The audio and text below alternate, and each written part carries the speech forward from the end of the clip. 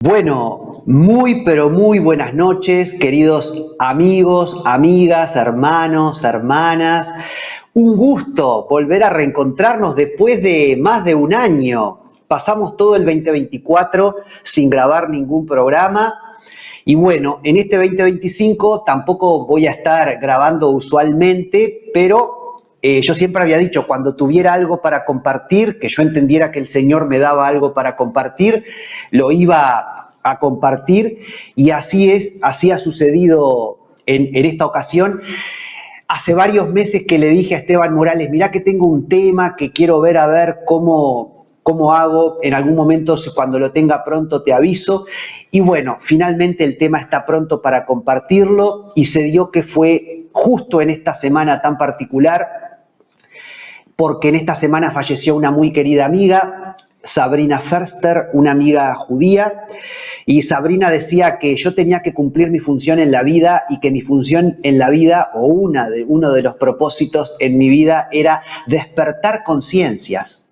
Así que vaya a este programa que lo estamos grabando en un 10 de enero de 2025, en un Shabbat, por eso también tengo las velas encendidas, en honor también a mi gran amiga Sabrina, y por eso también me puse equipá para de alguna manera honrar su memoria. Falleció hace 2 días nada más, Sabrina, que la conocí en el viaje que hicimos con el pastor Márquez a Israel y Jordania en 2017. Yo conocí al esposo de Sabrina, éramos compañeros de pileta, de natación en un club, lo invité, él fue con su esposa, se sintieron muy queridos por todo el grupo, que éramos todos evangélicos, y ellos trajeron una amiga católica, y bueno, desde entonces generamos un vínculo.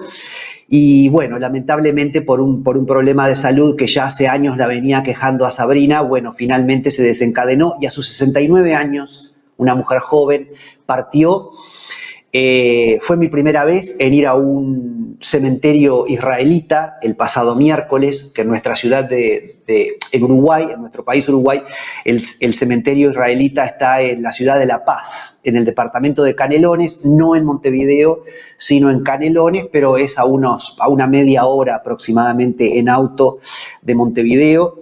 Y bueno, una experiencia diferente allí en un cementerio israelita, con las tumbas, con las piedras, como ellos dejan, porque mientras las flores se marchitan en muy breve tiempo, las piedras permanecen.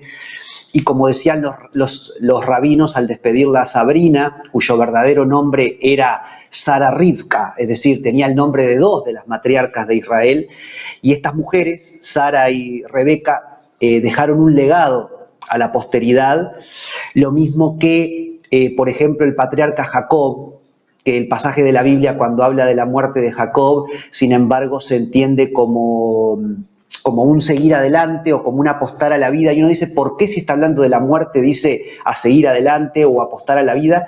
Bueno, porque precisamente esta gente, estos seres humanos, más que el momento de su nacimiento, lo importante es cómo vivieron la vida, de modo tal que en su partida legaron a la humanidad un servicio. Y bueno, de veras que Jacob fue el padre de las 12 tribus de Israel, y de la tribu de Judá vino nuestro Señor Jesús a través de la Virgen María. Entonces, bueno, los rabinos hacían un poco referencia a esto al despedirla a Sabrina, hablando de lo que ella legó en su familia. Fue un mensaje muy esperanzador. También los rabinos compartieron acerca de la esperanza de la venida del Mesías y la resurrección de los muertos. Entonces fue algo muy conmovedor para mí, muy, muy fuerte. Y bueno, justo que yo ya había hablado con Esteban para grabar este programa y que sucede, bueno, en este momento, en esta instancia, me parece bien honrar la memoria de Sabrina y dedicarle este programa a ella. Esteban Morales, un abrazo enorme, está ahí en los controles Esteban, que como siempre Esteban sigue trabajando para Apocalipsis Network, te recuerdo, esta emisora cristiana que ya va predicando el Evangelio, bueno, en todos los continentes, prácticamente sí, en todos, en América, en Europa, en Asia y en África, así que están en todos los continentes. Podríamos, no sé si en Oceanía ya están, en Australia y Nueva Zelanda, pero si no, están en todos los continentes, y Esteban Morales es el programador para Apocalipsis Network en Latinoamérica, y ha tenido la deferencia, Esteban, de como siempre darme una mano en esto, porque yo no sé grabar el programa, no lo sé subir a YouTube, y él me está dando una mano, así que muchas gracias, Esteban, por este servicio. El Señor te recompense grandemente. Y bueno, vamos entonces con este estudio que he armado, que es de una sola sesión. Es decir, esto no es como los demás estudios, vieron que a veces yo daba 4, 5, 6 videos, sino que hay algunos que son de una sola sesión. Esto es algo puntual que yo voy a compartir hoy. Está bueno porque estamos celebrando ya 4 años de La Raíz. Empezamos en marzo, abril del 2021, e imagínense que estamos en enero del 2025 con casi 90 videos, con unas 18.000 vistas, con unos 350 suscriptores. Y lo interesante del canal para mí es que al enseñar sobre temas bíblicos, pero además temas muy macro, digamos, son enseñanzas que permanecen y que pueden pasar los años y siempre van a ser útiles, ¿no? Y lo que voy a compartir también hoy es un tema teológico permanente, digamos, entonces no es tanto todas las semanas o todo el tiempo estar subiendo estudios, sino sobre todo cuando hay algo realmente importante, compartirlo, porque además hoy hay mucho bombardeo de información, mucha gente compartiendo información interesantísima en las redes, y bueno, evidentemente las personas no tienen tiempo para escuchar a todo el mundo, entonces yo también respeto los tiempos de la gente, y bueno, pero esto realmente fue como una carga que el Señor puso en mi corazón, y el objetivo es, en este estudio, hablar de una aparente dicotomía, un tema que está presente hoy día en la sociedad en general e incluso en la iglesia en particular, y que de pronto a veces no está del todo claro, ¿no? Es el tema de nuestro Dios como Dios de amor o Dios de juicio. Vieron que muchas veces se escucha, ¿no?, que se dice, bueno, el Antiguo Testamento habla de un Dios de juicio, el Nuevo Testamento es un Dios de amor. Pareciera que el amor y el juicio, o el amor y la ira de Dios, son incompatibles. Pareciera que hoy día es mucho más fácil predicar sobre la misericordia de Dios y el amor de Dios, y que caprichosamente podemos dejar afuera el tema de la ira de Dios o el juicio de Dios, y que no habría ningún problema. Pero nosotros tenemos que entender algo que teológicamente se entiende de manera fácil, pero muchas personas, de pronto feligreses comunes que van a la iglesia, capaz que no lo tienen tan claro, y es que la ira de Dios, los juicios de Dios, no es otra cosa que la justicia de Dios en acción. Dios es un Dios de justicia, y sin justicia no hay amor. La palabra dice en Primera de Juan, capítulo 4, versículo 8, que Dios es Dios de amor. Ahora, ¿puede haber amor si no hay justicia? No. El amor va de la mano con la justicia. El amor no es solo San Valentín, te regalo un ramo de flores y una caja de bombones. El amor no es solamente te abrazo y hagas lo que hagas, todo va a estar bien. El amor también es, te llamo la atención cuando veo que estás haciendo algo malo para que lo dejes de hacer, o incluso hasta me enojo contigo si estás portándote mal, porque esto que estás haciendo es faltar a la verdad y no es justo. Entonces, el amor va de la mano con la justicia. No es una aparente dicotomía, pero en realidad es lo mismo. No puede haber un Dios de amor si no hay un Dios de justicia. Entonces, muchas veces, la ira de Dios, que es la justicia de Dios en acción, tiene también que ver con el amor. Es muy difícil porque la ira de Dios tiene que ver con destrucción, tiene que ver con muerte. Entonces, yo entiendo que sea un shock decir, ¿cómo? Pero en realidad tiene que ver con el amor. Y si vamos a la presentación de PowerPoint, que preparé una presentación cortita para hoy, y Esteban ya al toque me la manda muy bien, dice el título ¿Dios de amor o Dios de juicio? Sería un poco el tema que vamos a estar tratando en este único programa, en esta única sesión, abriendo el 2025. Y en la siguiente diapositiva tenemos una serie de conceptos que es importante atender. Yo lo busqué en el diccionario. A ver, ¿cómo define el diccionario amor? misericordia, justicia y juicio, ¿verdad? Entonces, por ejemplo, respecto al amor dice sentir respeto, conexión y el deseo de acercarse a otros. Miren qué interesante esta arista del amor, ¿no? La misericordia, la virtud de compadecerse de los sufrimientos y miserias ajenos. La justicia es la asignación de recompensas o castigos merecidos. Y el juicio es la acción de Dios de juzgar a las personas según los méritos y los deméritos y de esa forma definir su destino. Entonces,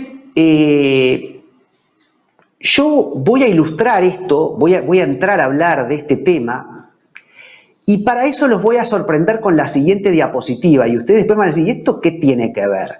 ¿Qué estamos viendo ahí? Bueno, les cuento que esto es una diapositiva de la ciudad de Córdoba, Argentina. En el fondo se ven las sierras. Una foto que yo saqué hace 30 años, en 1995. Imagínense que en un congreso de alabanza y adoración, donde estuvo Marcos Witt, entre otros, imagínense que esto fue sacado con una camarita así nomás, y bueno, yo lo que hice fue sacarle una foto con el celular a la foto y subirla a la presentación de PowerPoint. La ciudad de Córdoba, donde yo fui a este congreso, en la siguiente diapositiva hay una foto también de la época. A ver, una diapositiva más ahí, Esteban, la número 4, que dice, no sé si ustedes alcanzan a ver, América Latina, Córdoba 95, Córdoba, Argentina, no Córdoba, España.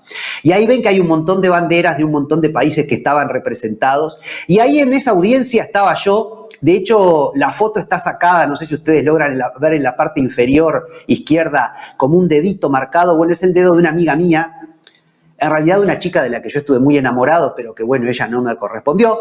Y no sé, ella después se especializó y saca fotos muy lindas hoy día, pero en aquel momento no se daba cuenta, se ve, y ahí sacó un poquito, sale un poquito el dedito de Karina ahí. Pero bueno, ahí está, América Latina, Córdoba 95. Y si vamos a la siguiente diapositiva, ahí estoy yo en una calle de Córdoba con dos amigos, uno de ellos todavía es amigo mío, Nicolás, y nos vemos. Hace poco nos reunimos a comer ellos un asado, yo como soy vegetariano hace 12 años, no, pero como también con ellos, obviamente. Y ahí estuvimos en Córdoba, y una foto más todavía, donde estoy yo hace unos 30 años, en el año 95, en un McDonald's, cuando yo todavía comía carne, porque hoy en día soy vegetariano, pero en aquel entonces no. A ver la siguiente, Esteban, la número 6. Tenemos ahí una foto en un McDonald's, ahí estoy con mi enterito, que todavía lo tengo acá en casa, aunque ya no lo uso. Y yo nunca usé lentes, todavía no uso lentes, pero en ese momento no me acuerdo a quién le pedí los lentes para salir en la foto con lentes, que no sé si se logra discernir muy bien. Y bueno, vieron que hay una rubia de pelo largo frente a mí, digamos. Bueno, ella es Karina, la que había sacado las otras fotos. Ahora vive en Argentina, Karina, y está casada y tiene 2 niños preciosos. Pero bueno, hace muchos años yo estuve enamorado de Karina. Pero bueno, en aquella oportunidad, después hay amigos también que todavía tengo y con los que todavía me reúno. Viviana Sanabria en el centro de la mesa, está al lado mío, pero hacia la izquierda, Elizabeth, la esposa de Nicolás Almandós. Lindo también la amistad en el mundo cristiano, ¿no? Y conservar los amigos después de tantos años, que hace poquito justo nos hemos reunido. Ahora podés venir a mí, Esteban, porque a ver, ¿qué tiene que ver esto? ¿Por qué yo estoy hablando de esto de Córdoba 95 hace 30 años? Yo ya tengo 55 añitos. ¿Por qué estoy trayendo esto a colación? Porque yo recuerdo que en ese congreso Marcos Witt dio una prédica y a mí me quedó grabado a fuego un ejemplo que él dio para un poco explicar este tema del castigo de Dios y en manera especial el castigo eterno. Marcos Witt ponía en esa instancia, en aquel congreso en Córdoba, y a mí me quedó claro para el resto de mi vida. Por ejemplo, él decía, no, si vos robás una bicicleta, ¿qué castigo te puede corresponder? Bueno, si yo robo una bicicleta, de repente me dan, no sé, 2 meses de cárcel. O de repente ni siquiera meses de cárcel, de repente en lugar de mandarme a la cárcel, directamente me ponen a hacer algún trabajo social, como para, de alguna manera, no es una gran cosa robar una bicicleta, entonces, bueno, hacer un trabajo social ¿no? Unas tareas sociales, ayudar en un comedor, arreglar una plaza, para de alguna manera compensar ese daño que hiciste, ¿no? Porque la justicia es, como veíamos en la definición de la diapositiva, la asignación de recompensas o castigos merecidos. Entonces, bueno, si yo robé una bicicleta, no correspondía, no era mi propiedad, el castigo es, bueno, o te mandamos a la cárcel 2 meses o tenés que hacer una serie de acciones sociales para de alguna manera restituir, compensar esa falla que vos tuviste. Y Marcos Witt decía, ¿qué pasa si en cambio él ponía otros ejemplos, que yo no recuerdo los otros ejemplos que él daba, sí me acuerdo clarito de lo de la bicicleta, pero por ejemplo, esto yo no recuerdo si él lo decía, pero por ejemplo, si vos robás un auto o si vos robás un banco, ya no es lo mismo que robar una bicicleta. Entonces seguramente si yo robo un banco y robo millones de dólares, seguramente si la justicia me captura, la policía me captura y me llevan a juez, y bueno, seguramente no me den solamente 2 meses de cárcel como con la bicicleta, o lo arreglo con trabajo social. Seguramente tenga que ir a la cárcel muchos más años.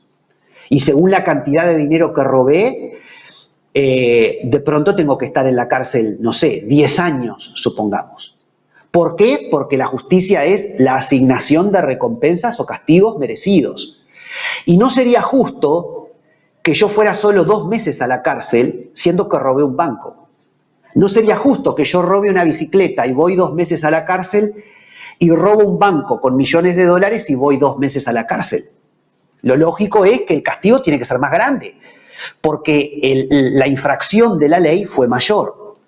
Ahora, si voy a un extremo y yo te digo, ¿qué pasa si yo en ese robo al banco, yo para robar el banco asesiné empleados del banco? Entré con revólver y asesiné, queriendo o sin querer, de forma culposa o dolosa, ¿no? Bueno, evidentemente, ya ahí el castigo no va a ser solo 10 años. Quizá me den un castigo como si yo te dijera de 20 años. Y es lógico, porque yo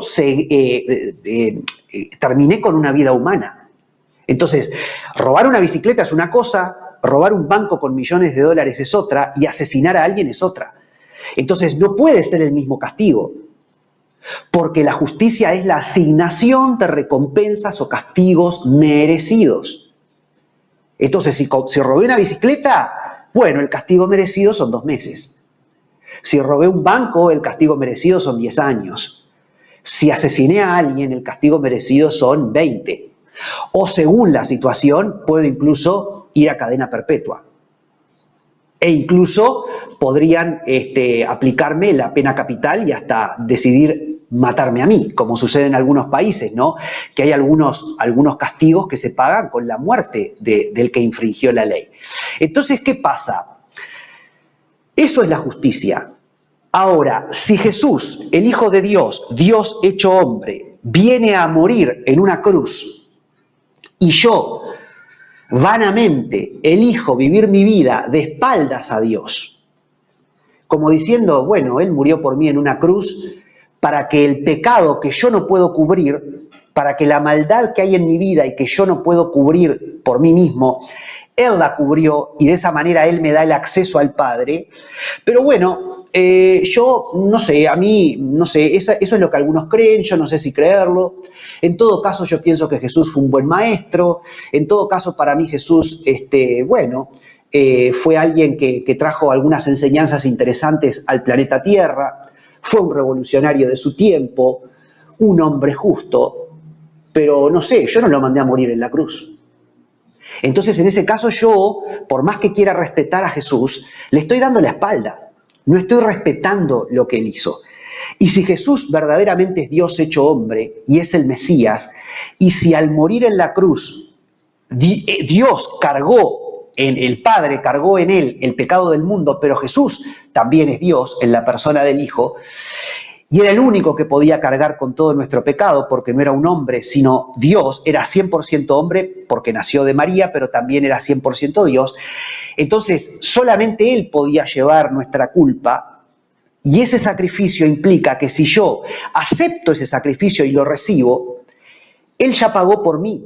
Entonces, el día que a mí me toque partir, como mi amiga Sabrina partió hace 2 días, yo voy a ir a su presencia. Yo voy a estar con Él en la eternidad, porque yo amé al Señor, yo no lo desprecié, yo acepté la obra que Él hizo por mí en la cruz. Ahora, si yo caprichosamente solamente me quedé con, bueno, Jesús en todo caso es una figura histórica, es un maestro, es un revolucionario, pero yo no sé si fue Dios hecho hombre, yo no sé si Él tenía que morir por mí, quién lo mandó a morir por mí. Bueno, en ese caso yo estoy actuando con desamor. Porque en la definición de amor que veíamos decía que era sentir respeto y conexión y el deseo de acercarse al otro. Ahora sí, Jesús, ¿para qué murió Jesús en una cruz? Para que yo me acerque a Él, para establecer esa conexión. Yo tengo que sentir respeto por ese acto de entrega de Jesús en la cruz. No lo puedo vivir de manera distante, lo tengo que hacer mío. Tengo que entender que Él murió en la cruz para mí, no para los demás, no para solamente dar un ejemplo en el aire, sino que murió en una cruz por mis pecados. Entonces, si yo entiendo eso, si yo creo, entonces yo estoy amando, porque yo estoy sintiendo respeto, estoy estableciendo una conexión y estoy planteando el deseo de acercarme al Señor, porque estoy valorando lo más sagrado que Él hizo, que fue nada más y nada menos que venir a morir en la cruz por mí.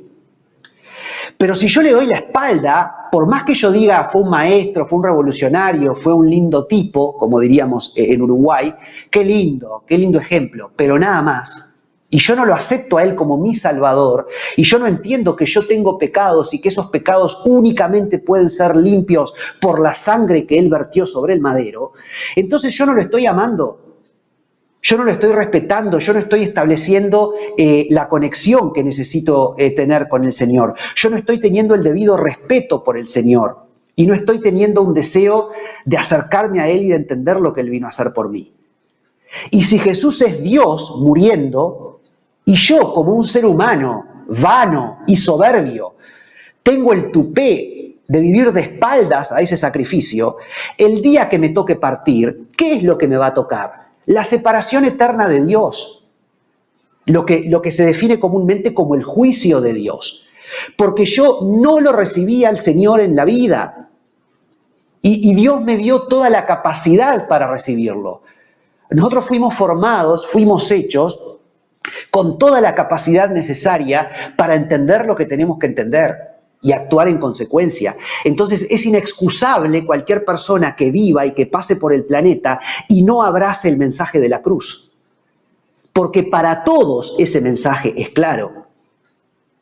Obviamente, por ejemplo, los que creen en el budismo, los que creen en el hinduismo, los que creen en la reencarnación, pueden escudarse en, bueno, yo en esta vida todavía no lo entiendo. Cuando vuelva a tener una nueva vida, veré si lo entiendo. Eso es una vanidad. Primero porque es mentira y no existe la reencarnación. Pero así existiera, podrías reencarnar 1000 veces y nunca aceptarías a Jesús. Y por otro lado, sobre todo esta gente que es muy zen, los que son tipo nueva era, budismo, paz, amor, en el fondo son profundamente egoístas, porque solamente hablan de la luz interior, yo solo quiero estar bien con el cosmos, con el universo, quiero paz, bueno, me parece bien el mensaje que Jesús dio, pero bueno, yo soy un ser de luz, yo tengo una luz interior. Eso es un desastre, eso es mentira. Eso no es justicia, eso no es la verdad. Todos tenemos sombras y el único que puede limpiar esas sombras es Jesús. Porque el único que murió en una cruz y que es Dios y no un ser humano es Jesús. Entonces, volviendo al ejemplo de Marcos Witt, ya no hablamos de robar una bicicleta, robar un banco o asesinar a un ser humano. Hablamos de darle la espalda a Dios.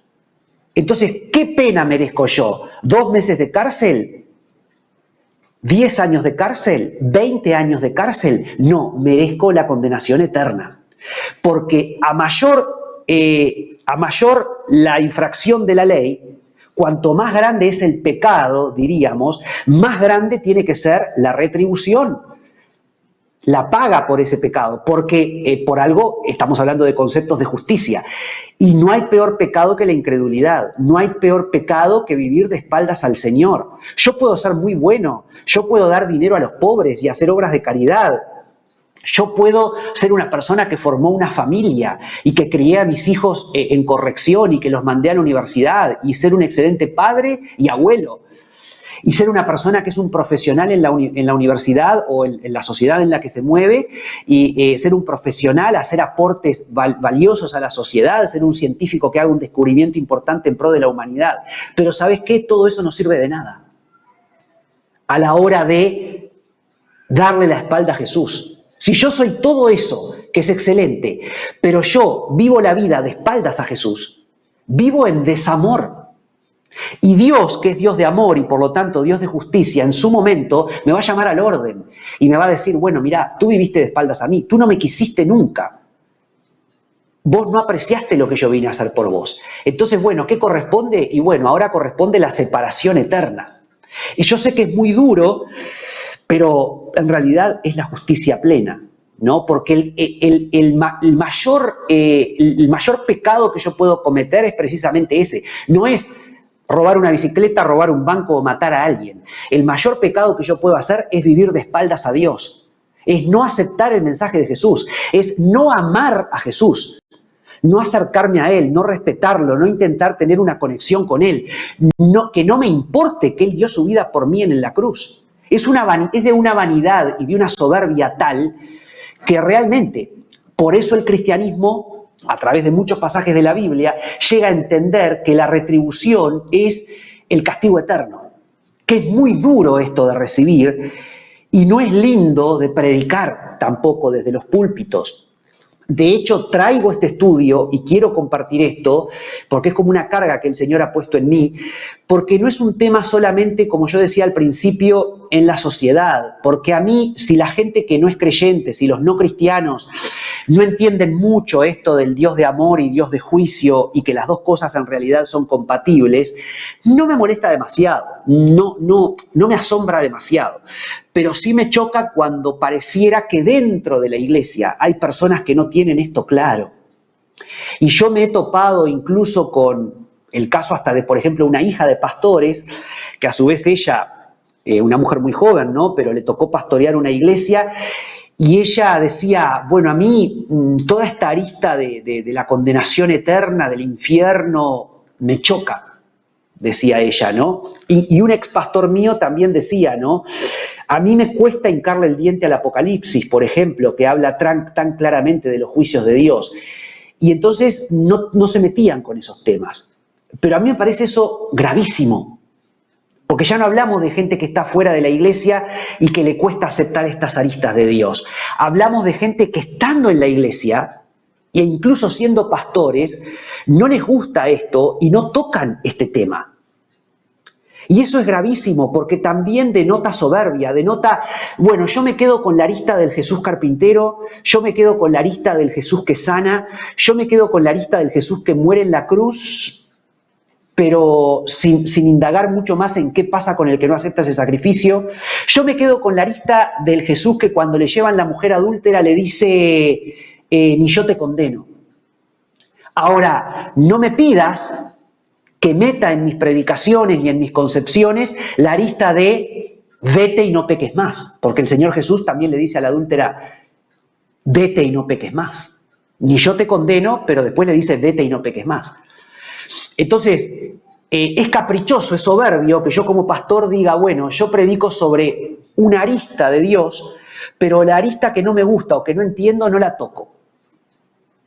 O tengo miedo que la gente se me vaya de la congregación y como vivimos tiempos tan difíciles y la gente está deprimida y con problemas en el trabajo y problemas económicos y problemas sentimentales, entonces yo cuando vienen de la congregación solo les paso la mano por el hombro y solo hablamos de todo lo bueno.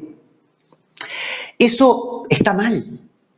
Está mal porque en realidad está denotando una actitud soberbia, una actitud caprichosa, un no querer hablar de todo lo que hay que hablar cuando se habla de Dios. Es no conocer a Dios, eso es lo más grave. Si vos tenés esa actitud, aun cuando seas pastor, yo puedo decir, pero entonces vos no conocés a Dios. No entendés de qué la va, digamos. ¿Cómo no entendiste lo que Jesús hizo en la cruz? ¿Cómo no entendés que eso no se puede despreciar? ¿Cómo no entendés que si vos le das la espalda a ese acto, te corresponde una separación eterna de Dios? Que ahora voy a hablar un poquito sobre otras concepciones que hay respecto a si la separación es eterna o hay alguna otra posibilidad. Pero digo, si vos sos pastor y no entendés eso, entonces a mí lo que más me choca es que vos no conocés a Dios. Lo que eso me está evidenciando es que vos no conocés a Dios.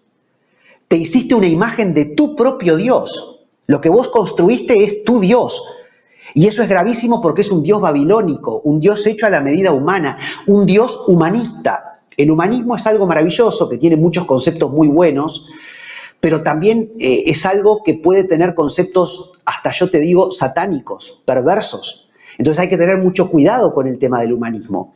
Y hoy día ya no hablo de pastores individualmente, sino incluso denominaciones enteras dentro del cristianismo que están entrando en una teología humanista en donde los temas que son difíciles en la palabra de Dios de abordar y los temas que a la gente le cuesta entrarle, los temas que la sociedad no recibe muy bien, los dejamos de lado, solo predicamos caprichosamente otras aristas de Dios, las que no nos conviene no las predicamos las aristas de Dios que se emparentan, y que hay muchas, con el humanismo, y entonces, nosotros estamos predicando la palabra, sí, pero estás predicando una parte de la palabra.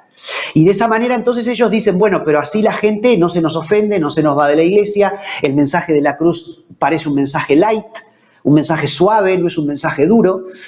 Y en realidad están predicando esas denominaciones un Dios hecho a su medida, caprichoso.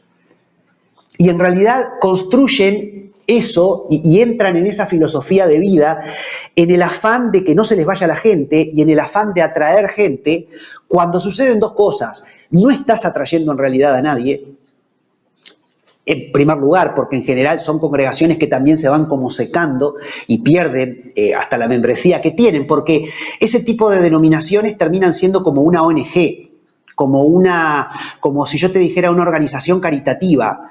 Y la sociedad secular, fuera de la iglesia, está llena de organizaciones caritativas y de ONGs. No necesita a la iglesia para eso. Entonces, las personas, si van a la iglesia y se encuentran en la iglesia una ONG más o una organización caritativa más, donde se predica una parte humanista del mensaje de la palabra, pero no se predica toda la palabra, y esa gente en realidad no está recibiendo fuego, no está recibiendo algo que viene, no está recibiendo el paquete completo. Y como eso también se lo ofrecen afuera, la vas a perder de todas maneras a esa gente. No es que vos vayas a atraer más a la gente porque no hables del infierno o porque no hables de la condenación. Pero además de eso, además de que no necesariamente vas a atraer más gente, de hecho no atraes más gente e incluso la poca gente que tenés la perdés, pero hay otra cosa, aun si el caso fuera que yo, tomando esta arista humanista y solamente predicando algunas cosas de la verdad del Evangelio y no otras, para no importunar a nadie que se me siente en los bancos de la iglesia, yo gano gente, supongamos que yo entro en esa prédica y soy un pastor muy popular y antes tenía 20 miembros en mi iglesia y ahora tengo 200, yo te pregunto, ¿de qué te sirve?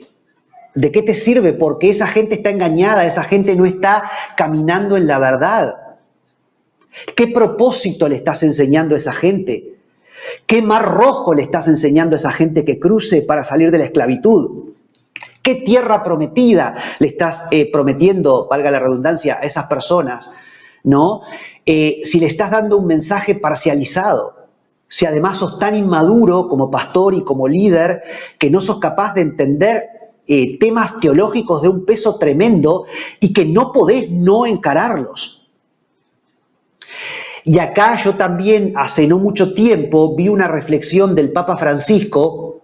Yo soy muy amante de la Iglesia Católica, hace 35 años que me convertí a lo que sería, al Señor y después a la fe evangélica, pero yo fui criado en Iglesia Católica y no abandoné la Iglesia Católica hasta que tuve 18 años, iba siempre a la misa y yo tengo una conexión muy fuerte con el catolicismo, sé lo que es. El catolicismo es una rama del cristianismo, como los protestantes y la Iglesia Ortodoxa. Amo profundamente a mis hermanos católicos. En la raíz hay un programa entero dedicado a la Iglesia Católica y sus 44 dogmas. En las listas de reproducciones esto está en el programa, en el estudio que se llama La novia de Jesús. Entonces yo amo mucho a los católicos y respeto mucho la figura del Papa y sabemos que del Papa Francisco se han dicho muchas cosas y yo hasta donde puedo siempre trato de ir un poquito más y escucharlo un poco más y ver a ver si es defendible, digamos, algunas cosas controvertidas que él ha dicho o que él ha hecho, ¿no? Pero me acuerdo, y eso por supuesto a mí a veces me trae problemas, sobre todo con mis amigos, porque yo tengo amigos que no son muy afines a la Iglesia Católica, pero me acuerdo que hace un tiempo el Papa Francisco dijo, me gustaría pensar que el infierno está vacío. Y yo me quedé sorprendido. Yo dije, ¿cómo está diciendo esto? Entiendo que en el contexto lo que el Papa decía era, a ver, qué bárbaro estaría si el infierno está vacío. Pero esa no es la verdad. Sabemos que lamentablemente no es así. Y acá podemos también entrar en una disquisición teológica, ¿no? Sabemos que el infierno, quien lo va a inaugurar es el falso profeta y el anticristo después de la batalla de Armagedón, que dice que son lanzados al lago de fuego, en Apocalipsis 20. Y unos versículos después que pasa el reinado de 1000 años de Cristo, hay otra batalla, a la que podríamos denominar batalla final, y ahí viene un juicio a el resto de los seres humanos que no creyeron en el Señor y Satanás, y todos son enviados al lago de fuego, y ese lago de fuego es el infierno propiamente dicho. Pero entonces yo te podría decir, sí, el infierno está vacío porque en el lago de fuego todavía no hay nadie. Lo va a inaugurar la bestia y el falso profeta.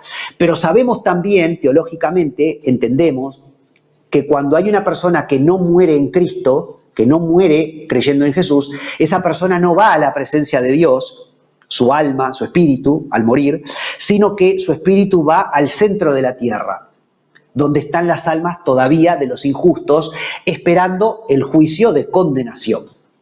Entonces, uno podría decir, bueno, cuando el Papa dice me gustaría que el infierno esté vacío, el infierno todavía está vacío porque el lago de fuego todavía no lo abrió nadie. Pero sabemos que el Papa estaba hablando del concepto y en realidad el Papa estaba diciendo, hablando del infierno, pero más bien refiriéndose a lo que hoy día sería ese centro de la tierra donde están las almas de los que mueren sin creer en Cristo y por lo tanto no van a la presencia de Dios como el resto de los cristianos, sino que van al centro de la tierra y es un lugar que no es agradable. Y ahora voy a comentar un poquito algún texto que Jesús habla de esto al respecto, ¿no? Entonces, y un relato que no es una parábola, que es el relato del rico y Lázaro, donde Jesús explicita todo esto. Pero más allá de esa pequeña diferencia que podemos hacer en la terminología que usó el Papa estaba hablando de eso, ¿no? Qué lindo sería pensar que ese lugar que está en el centro de la tierra y donde hay un montón de almas condenadas, que estuviera vacío. Bueno, pero no está vacío. Entonces, cuando la gente, cuando la feligresía, los feligreses de la Iglesia tienen dudas con estos temas y cuando estamos bombardeados por el humanismo y nos cuesta encarar estos temas, que el líder mayor de la Iglesia Católica todavía venga a tirar semejante concepto, y no está bueno. No está bueno. Y yo diría que es grave, porque nuestro Señor Jesucristo habló más del infierno, inclusive, que del cielo, según lo dicen los estudiosos. El Señor habla muchas veces más del infierno en los evangelios que del cielo. Y en la diapositiva número 7, Esteban, hay un texto ahí de Jesús en Marcos 9:44, una de las tantas veces que Jesús habla de este concepto, donde el gusano de ellos no muere y el fuego nunca se apaga. Jesús hablaba de esto cuando hablaba de ese lugar en el centro de la tierra, concepto que refrenda Jesús cuando habla del rico y Lázaro, que no es una parábola. Y se acuerdan que el rico estaba en el seno de Abraham y había una cima que lo separaba y del otro lado estaban los injustos. Y el rico, que había sido injusto toda su vida, está padeciendo y no hay forma de aliviar su tormento. Por eso Jesús dice, donde el gusano de ellos no muere y el fuego nunca se apaga. Y entonces, ahora muchos dirán, bueno, pero entonces en el centro de la tierra están los injustos, pero también está el seno de Abraham. No, porque creemos que cuando Cristo muere y resucita, Él desciende a ese lugar en el centro de la tierra y cuando Él resucita, Él se lleva cautivas las almas que estaban en el seno de Abraham y todos los justos a partir de ese momento ya no están más en el centro de la tierra, sino en la presencia del Señor en el tercer cielo. Entonces hay dos lugares diferentes. un lugar para los justos hoy día en el tercer cielo, pero el centro de la tierra sigue siendo el lugar que hasta los tiempos de Jesús era para ambos, los justos y los injustos, pero que después de la resurrección de Jesús solamente permanece para los injustos. Y el Señor dice esto, ¿no? Repetidamente, donde el gusano de ellos no muere y el fuego nunca se apaga.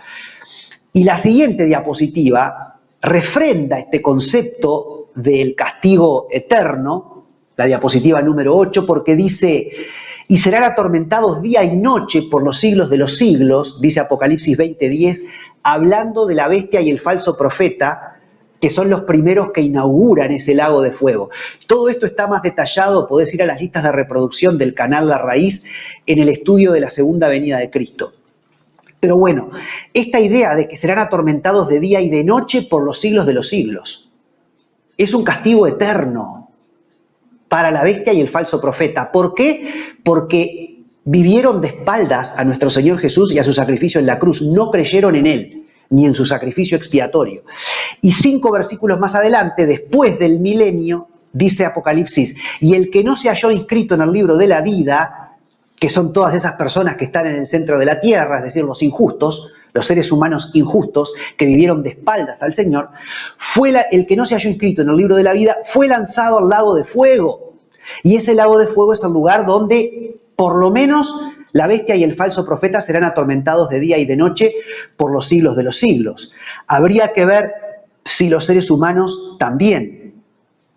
Y te pido, Esteban, que vengas a mí un poquito, porque voy a explicar esto, porque la iglesia cristiana, ya sea católicos, protestantes u ortodoxos, creemos que el castigo es eterno.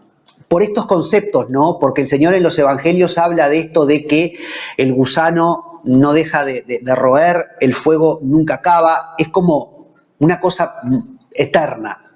Lo mismo el concepto de Apocalipsis en el lago de fuego, ¿no? Por los siglos de los siglos. Y esto tendría que ver precisamente con que vos cometiste el pecado más grande, que es el pecado de la incredulidad, la falta de fe, no aceptar el sacrificio de Jesús en la cruz, y te corresponde el castigo eterno, un castigo que no tenga fin. Ahora, habrá quien puede decir, bueno, pero los que van a ser atormentados por los siglos de los siglos son la bestia y el falso profeta, ¿no? El anticristo y esa mano derecha que él va a tener, otra persona que va a ser como una mano derecha, otra entidad al lado de él. Y alguien podría decir, de pronto el anticristo y el falso profeta y Satanás serán atormentados por los siglos de los siglos, pero capaz que los seres humanos son atormentados por un tiempo y después viene el exterminio, que es lo que creen, por ejemplo, los testigos de Jehová. Por eso, entre otras razones, los testigos de Jehová, como los mormones, como la ciencia cristiana, como los adventistas, no son considerados cristianos, sino que son considerados sectas, porque ellos tienen una serie de problemas teológicos, algunos más graves, como por ejemplo no aceptar la eternidad de Cristo, no aceptar la persona del Espíritu Santo. Por una serie de cuestiones teológicas son sectas, no son parte del cristianismo, aunque muchos piensan que son parte de los cristianos, pero no. Pero los testigos de Jehová, por ejemplo, creen en el exterminio, no creen que la gente vaya a sufrir eternamente. Y uno puede decir, bueno, en realidad, si yo voy a entender que las personas cometieron el peor de los pecados, que es darle la espalda al sacrificio de Jesús, y Dios es un Dios de justicia porque es un Dios de amor, y mirá, yo te diría que no hay salida y te diría que lo que corresponde es el castigo eterno. Ahora, alguien pudiera argumentar, bueno, pero capaz que hay una posibilidad de exterminio. A mí no me parece, a la iglesia cristiana en ninguna de sus ramas, ni católicos, ni protestantes, ni ortodoxos nos parece, pero bueno, es un tema que podría denominarse un misterio, ¿no? Y yo, por ejemplo, justo estos días había leído en Jeremías capítulo 51, cuando habla de los príncipes de Babilonia y dice de esos hombres injustos, ¿no? Los príncipes de Babilonia, que duerman eterno sueño y no despierten, dormirán sueño eterno y no despertarán. Jeremías 51, versículos 39 y 57. Los príncipes injustos durmiendo un sueño eterno y no despertarán. Esto podría dar la idea de un exterminio. como decir, bueno, porque el dormir está asociado con la muerte. Entonces, duermen para no despertar. Pero en realidad, yo creo que el contexto lo que está diciendo es que esta gente espiritualmente estaban en un sueño del que no iban a despertar porque no se iban a volver personas justas. Pero en realidad no está hablando de que cuando uno duerme o cuando uno muere, ya, digamos, se acaba todo y uno no vuelve a despertar, porque la Biblia habla de una resurrección, y habla de resurrección para los justos, pero también donde vamos a recuperar el cuerpo que teníamos en vida, pero también habla, glorificado por supuesto, pero también habla de una resurrección para los injustos. Entonces, no cuadraría del todo interpretar este texto así, o algún otro texto en la Biblia. Pero, en todo caso, digo, uno podría argumentar, bueno, capaz que no va a ser un castigo eterno, capaz que va a ser una exterminación. Yo no lo creo, la Iglesia no lo cree, pero bueno, sabe que hay algunos grupos, como por ejemplo los Testigos de Jehová, sí creen en la exterminación y que en realidad no es muy bíblico, digamos, no es muy bíblico que digamos, ¿no? Bueno, ahora bien, ¿qué es lo que yo digo? Yo no digo que los pastores estén todo el tiempo predicando sobre esto desde los púlpitos, no digo que el Papa esté hablando todo el tiempo del castigo eterno, como en un tiempo la Iglesia Católica lo hizo en la Edad Media, pero en realidad está bien que lo haya hecho, porque es la verdad. Es la verdad, no es para asustar a la gente, no es que yo te digo, mirá que si no te convertiste vas a arder en el infierno eternamente. Es la verdad. Y la palabra de Dios dice en 1 de Timoteo, capítulo 3, versículo 15, que la iglesia es columna y baluarte de la verdad. Mi pastor siempre dice esto, no lo tiene como un versículo lema. La iglesia es columna y baluarte de la verdad. Entonces, ¿cómo yo, siendo pastor, puedo pararme atrás de un púlpito solamente para pasarle la mano en el hombro a la gente y decirle, vas a lograr tu propósito, vas a cruzar el Mar Rojo, vas a alcanzar tus sueños, vas a conquistar la tierra prometida?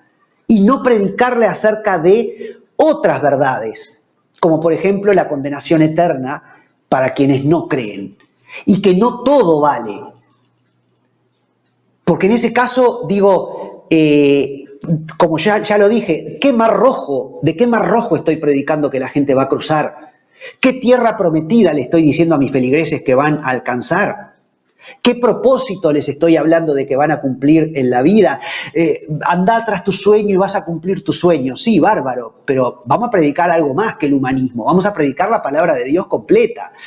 Y me parece grave que la iglesia no atienda esto y que caigamos en, bueno, pero yo no quiero asustar a nadie y quiero tener más gente. No sirve que tengas más gente si a la gente la vas a tener engañada, cuando la iglesia tiene que ser columna y baluarte de la verdad. Hay que predicar lo que hay que predicar. Y esto es un concepto duro, difícil, pero no podemos rehuir de enseñar esto y de predicar esto. Y me preocupa que la iglesia, que una parte de la iglesia caiga en eso. Obviamente no es, las puertas del Hades no van a prevalecer contra la iglesia, y hay una iglesia que no está dormida y que tiene bien claro estos conceptos. Pero yo digo que hay otra parte que me preocupa, ¿no? Como gente que se está enfriando y que no está queriendo tocar esos temas. Y cuando vamos a Apocalipsis, por ejemplo, y vemos la segunda venida de Cristo, por más que yo quiera interpretar Apocalipsis simbólicamente, definitivamente hay una batalla de Armagedón donde dice que Jesús mata con la espada que sale de su boca millones y millones de seres humanos. Es una guerra y hay gente que va a morir y Jesús las va a matar. Y después, de pasado el milenio, después de que Jesús rija el planeta por 1000 años con vara de hierro, habla Apocalipsis de otra batalla donde viene también, van a ser consumidos aún estando de pie. Y otro tanto, todas las naciones que se levantan contra el Señor, que en ese caso va a ser una batalla en Jerusalén, van a ser destruidos. Entonces, yo no puedo mirar para el costado y no predicar de ese Jesús también. Sí, Jesús es el de la cruz. Sí, Jesús es el del madero. Sí, Jesús es el carpintero, sí, Jesús es el que anda por los caminos de la vida, el que se hizo hombre, sí, Jesús ahora que pasamos la Navidad, sí, Jesús es ese niñito que nace en un pesebre en la más absoluta vulnerabilidad, pero también Jesús es un ser glorioso que viene, como lo describe el apóstol Juan, con una túnica blanca, con un cinto de oro, brillando como si fuera una especie de sol o extraterrestre, y que viene a juzgar a las naciones con vara de hierro, y que viene a matar millones de personas. Y de ese Jesús también la iglesia tiene que predicar, porque la iglesia es columna y baluarte de la verdad. Basta de ser niños, basta de caer en una infantilización de la palabra de Dios y de la Biblia y de lo que es ser cristiano. ¿Ser cristiano es dar un plato de comida? Sí. ¿Ser cristiano es tenderle la mano al que necesita? Sí. ¿Ser cristiano es abrazar a los pecadores? Sí. Pero también ser cristiano es predicar la palabra y es predicar lo que la palabra enseña. Ser cristiano es abrazar a la mujer adúltera y decirle, como le dijo Jesús, ni yo te condeno. Sí. Pero también ser cristiano es decirle a esa mujer adúltera, vete y no peques más.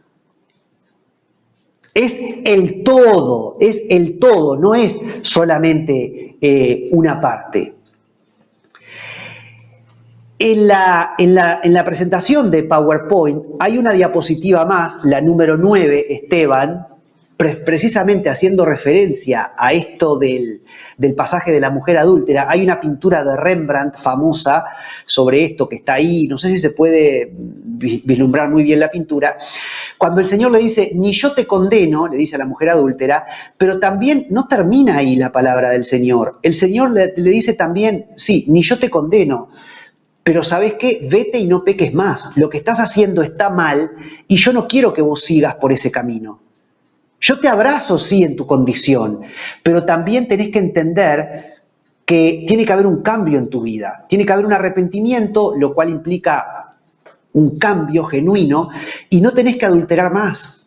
No acaba todo en ni yo te condeno. Todo acaba en vete y no peques más. Ese es el Jesús que nosotros tenemos que predicar. Y podés volver a mí, Esteban.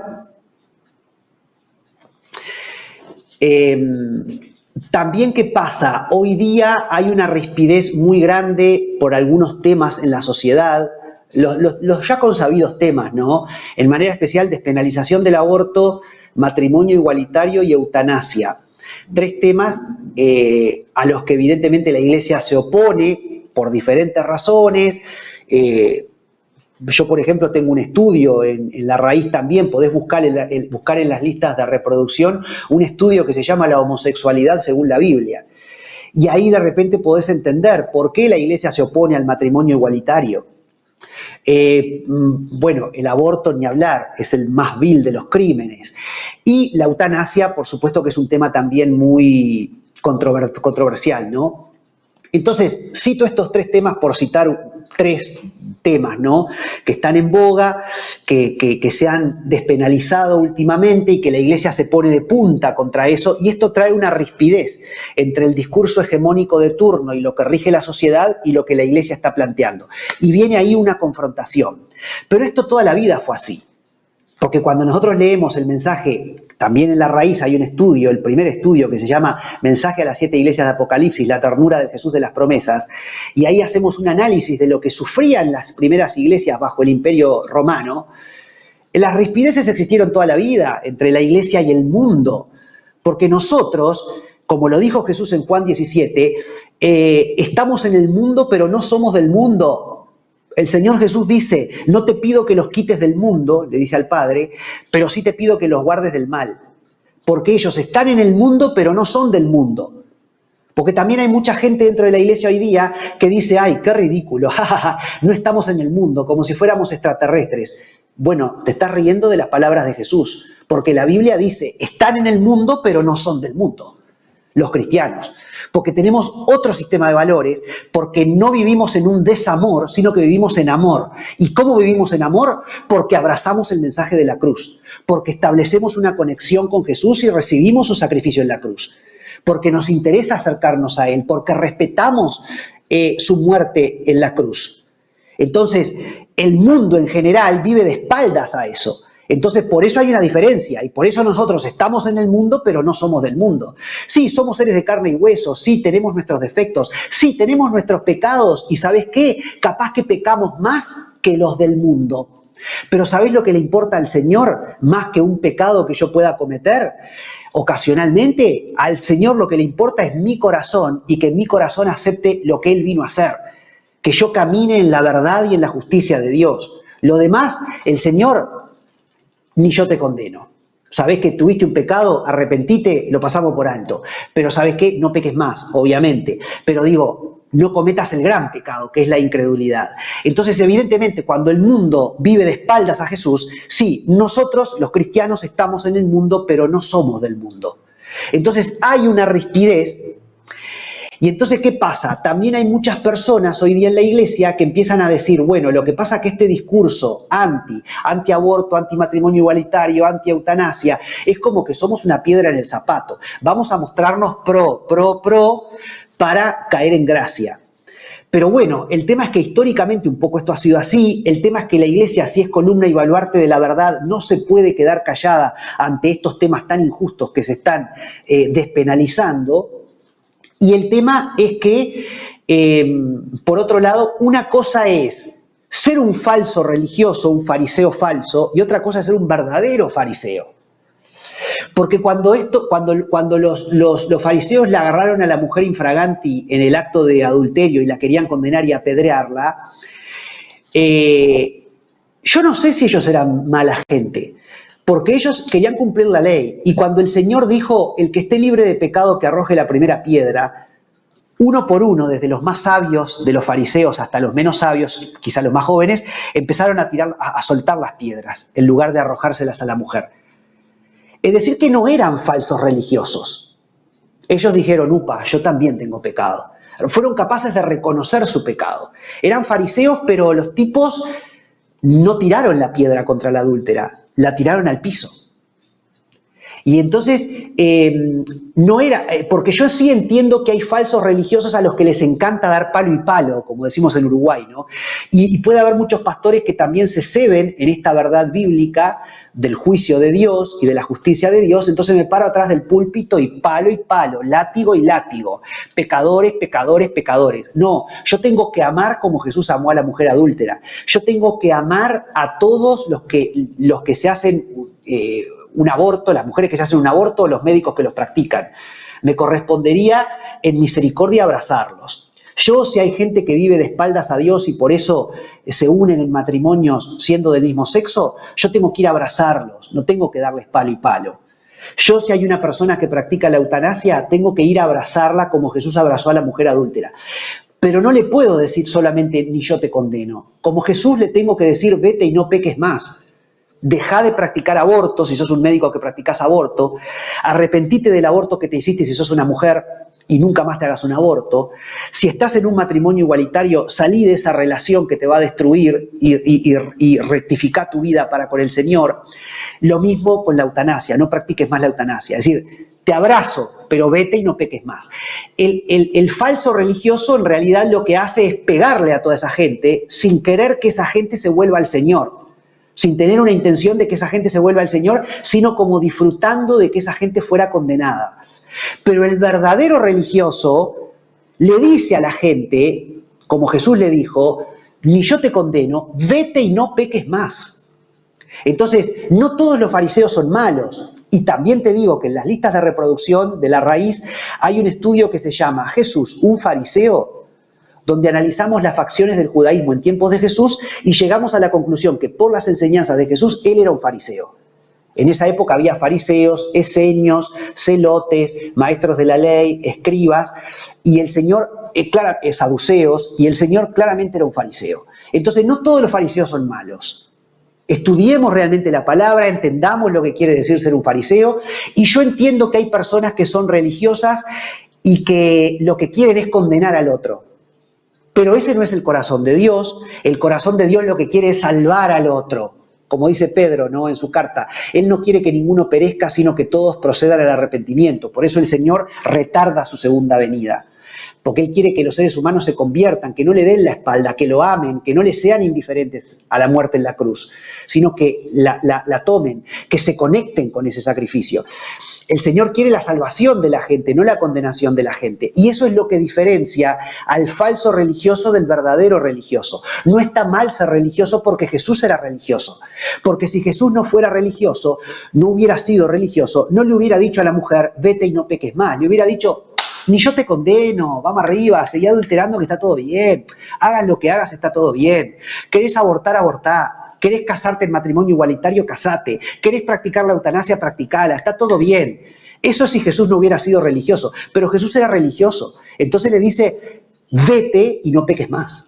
Yo no te condeno, pero vete y no peques más, porque hay cosas que son pecado y no las podés hacer. Abortar es un pecado, casarte con alguien de tu mismo sexo es un pecado, y practicar la eutanasia es un pecado. Entonces, vete y no peques más. Entonces, hay que ser religioso, pero religioso como Jesús, que lo que quiere es la salvación de esa persona que está perdida, no la condenación. El falso religioso quiere la condenación, el verdadero religioso lo que quiere es la salvación de esa persona. Entonces, bueno, esto era lo que yo tenía para compartirles en esta noche. Y que reflexionemos sobre todo esto y que podamos realmente como iglesia ser maduros, predicar toda la palabra de Dios, ¿no? Sé que es un tema delicado, sé que es un tema difícil, pero esa es la gran diferencia, ¿no? Cuando uno ve los juicios de Dios en Apocalipsis, lo que hay que entender es que Dios envía su juicio. Y cuando Jesús en la batalla de Armagedón destruye millones de personas y después en la batalla final otro tanto de millones más, lo que hay que entender es que a Jesús le duele tener que hacer eso. Esa es la gran diferencia. Jesús no lo hace complacido eso, no lo va a hacer complacido, lo va a hacer con dolor en su corazón. Pero Él es Dios de amor y por lo tanto es un Dios de justicia. Y esa justicia implica la retribución del justo juicio y ser juzgados por nuestros méritos o deméritos. Y si vos viviste de espalda al mensaje de la verdad, entonces realmente no te cabe otra cosa que la condenación eterna. Y como dice, y ya terminando, la diapositiva número 10, entonces, al inicio del programa decíamos, ¿Dios de amor o Dios de juicio? Y yo creo que tenemos que concluir el programa y que el verdadero nombre del estudio tiene que ser Dios de amor y Dios de juicio. Porque Dios es un Dios de amor, Dios es un Dios de juicio. Y en la siguiente diapositiva, yo te recuerdo los estudios que tenemos en la raíz, que como son, como digo, estudios sobre la palabra de Dios, nunca pasan de moda. Tenemos un estudio que es el mensaje a las 7 iglesias de Apocalipsis, otro que es todo lo que será ya fue, paralelismo entre las plagas del Apocalipsis y las plagas del libro de Éxodo. La oración es transformación, un muy lindo estudio donde hasta hablamos del Padre Nuestro en su raíz hebrea y el poder de la oración. Israel, su historia, nuestra historia, fundamental, entender la conexión con Israel. Variados, que es una serie de videos donde va a entrar el de hoy, que es lecciones de un solo video. Las fiestas de Jesús, todas las fiestas solemnes de Israel, que todas hablan de Jesús en su primera y segunda venida. Jesús el jardinero, un concepto muy lindo porque el jardín está en toda la Biblia, desde el huerto del Edén hasta la Nueva Jerusalén. Elohim, Padre, Hijo y Espíritu Santo, un estudio donde abordamos el tema de la Trinidad, otro tema clave que la Iglesia muchas veces no le hinca el diente hoy día. Y si pasamos a la siguiente diapositiva, tenemos otros estudios más, como por ejemplo Nefilim, los famosos gigantes del Antiguo Testamento, semiángeles o humanos, porque hay mucha gente que tiene dudas sobre esto. Jesús un fariseo, el estudio que te decía. Su manto grana, donde vemos la sangre a través de toda la Biblia. La novia de Jesús, donde hablamos del mover judío-mesiánico, apostólico, protestante, los 44 dogmas de la Iglesia Católica. ¿Quién es la novia de Jesús? ¿Qué es la Iglesia? ¿Cómo está compuesta? Después tenemos otro estudio, la segunda venida de Cristo, que son como 8 videos, el Apocalipsis a pleno. Un estudio mesiánico de la carta del apóstol Pablo a los Gálatas. arqueología bíblica sobre un viaje que yo hice a Israel, muy interesante, la homosexualidad según la Biblia, ese estudio del que te hablaba, e incluso tenemos el estudio número 17 que es conflicto Israel-Palestina. Mirá, hasta de eso tenemos un estudio que también hay un tema espiritual atrás de este conflicto que se está viviendo hoy día. Así que podés volver a mí, Esteban.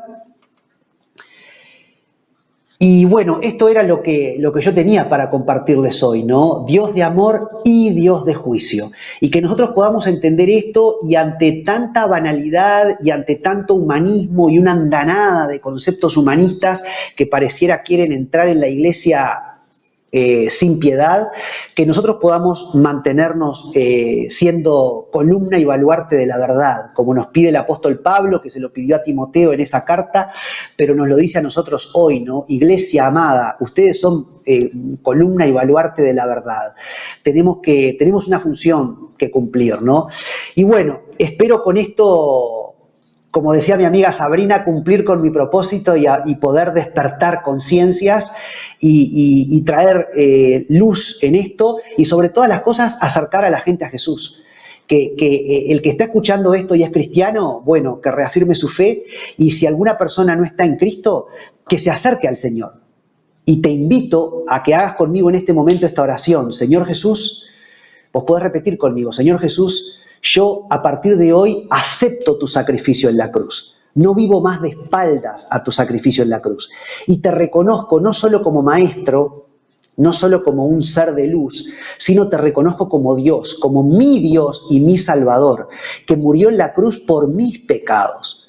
Yo me conecto contigo, yo abrazo ese sacrificio, yo no paso en la vida al lado del sacrificio de la cruz de manera indolente, sino que te acepto como mi Señor y mi Salvador. Amén. De eso se trata, ¿no? De que las personas sencillamente entren en ese vínculo con el Señor. Y el Señor, a través del Espíritu Santo, irá revelando qué tienen que dejar de hacer y el Espíritu Santo les va a ir diciendo, no peques más, no peques más, no peques más, y Él irá haciendo la obra. Así que bueno, esto era lo que tenía para compartirles hoy en este 2025. No sé si voy a subir a lo largo del año algún otro estudio, porque eso dependerá de si el Señor me muestra que algo más tengo que compartir. Pero bueno, ha sido un placer. Esteban Morales, genio, gracias por estar ahí siempre al firme. El Señor te bendiga grandemente. Y bueno, será hasta un futuro video. En el nombre del Señor, si el Señor así lo dispone. Y que tengan un muy feliz 2025.